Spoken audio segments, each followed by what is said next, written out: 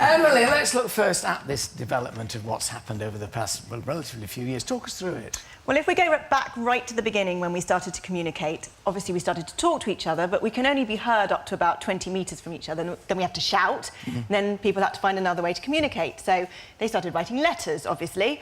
They took ages to arrive. So they were looking for something immediate, and the huge breakthrough came in about the 1830s with the invention of electrical devices. So, of course, with electricity, you can send signals really quickly across huge distances using cables going under the sea and over the land.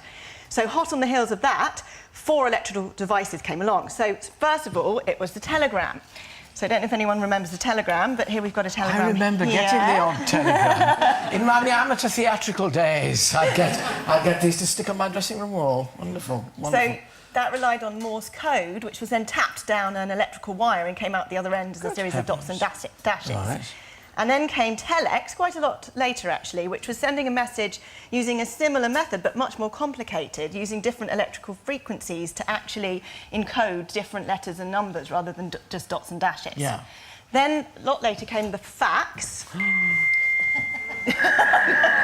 do you remember that? Well, isn't it funny how that is now a sort of historic sound for most of us, isn't it? It is. Awful, awful sound is actually the... What was it doing? Well, it's the phone part of the fax. It's dialing up another fax anywhere across the world and sending a signal down the phone line. And then what happens is you put a piece of paper in, and as it goes through, it goes round the drum, and there's a light sensor that senses the black and the white on the paper, sends that down the phone line as a series of high and low pulses or tones, which comes out the other end, gets translated by a pen, and the pen draws it on the paper. Really, really clever. Gracious me. And then, of course, if we come to the sort of 1980s, we come to email. So that's when the computers first started to really come into their own. And of course, you type out your message onto a computer screen this time, and that goes to what's sort of like an online sorting office called a big server. So the bit after the @ symbol represents which server you're sending your message to, so like Hotmail or Gmail. So that's the post office. That's your post office, exactly. Yeah. And then when you log on, the bit in front of the @ is your name, so you're basically accessing your own sort of personal pigeonhole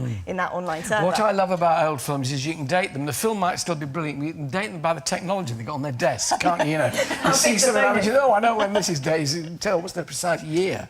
And of course, then we started to get onto the smaller stuff. Exactly, because what we haven't talked about is how you actually talk to somebody down a wire, because this is all messages. So if you go then back to the late 1800s, Alexander Graham Bell invented the telephone. So that was the first time that sound waves from your voice got translated into an electrical pulse or code that was sent down a phone line, came out the other end, got translated back into sound, so you could hear it. And then fast forward about 100 years, 1980s, we turn into these things. Now, the key to this... Well, actually, they turned into this first.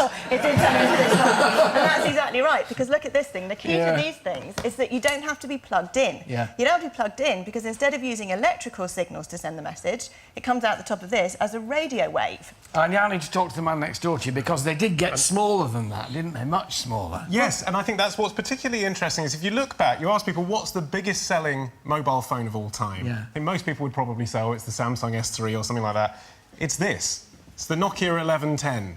This is the biggest seller of all time? Yeah, of all time. 250 million of those they shifted. The nice thing is, it fits into your inside pocket. I'm taking it out again, because it's not actually that heavy. Well, it can be that small, because these radio antennas... The way that the mobile phone network works is it divides the country into these hexagonal cells, which is why they're called cell phones in America. And each one only has to contact a radio antenna in one of the cells, so the phone can be this small and not this small or even 10 times bigger, because the aerial doesn't have to be so big. It goes to one mast in one cell, and then it bounces around the country, and then it comes back to the cell of the person you're phoning and goes to them. And the crucial thing was in developing countries, a phone that small still sells, actually, because your battery lasts all week and it's only using a black and white screen, so it's not draining the battery like these new phones are. Sometimes we develop too far, don't we?